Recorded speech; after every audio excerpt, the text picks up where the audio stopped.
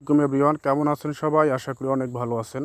তো কিছুদিন আগে আপনারা জানতে পেরেছিলেন যে প্রাথমিক শিক্ষক নিয়োগের প্রধান শিক্ষকের পদসংখ্যা ছিল 2169টি, কিন্তু এখন তারা এটি সংশোধনীর মাধ্যমে কমিয়ে এনে এটি করেছে 1122টি পদ সংখ্যা করছে, অর্থাৎ প্রায় অর্ধেকের মতো পদের সংখ্যা তারা কমিয়েছে।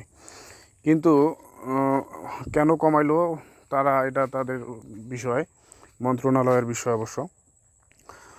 তো এখানে আবেদনের যোগ্যতা হচ্ছে কোনো স্বীকৃত বিশ্ববিদ্যালয়, হয়তো অন্যূত দ্বিতীয় শ্রেণী বা সমমানের সিজিপিএ স্নাতক অথবা স্নাতকোত্তর বা সমমানের ডিগ্রি,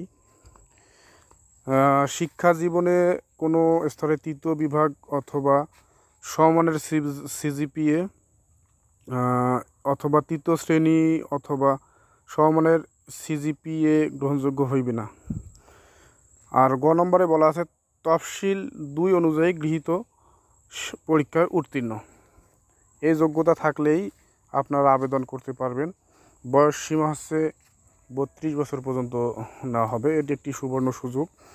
আপনারা যদি এই চাকরিটি করতে চান তাহলে ভালোভাবে পড়াশোনা করুন, আর নিত্য নতুন ভিডিও পেতে এই চ্যানেলটিকে সাবস্ক্রাইব করে পাশে থাকুন। ধন্যবাদ সবাইকে।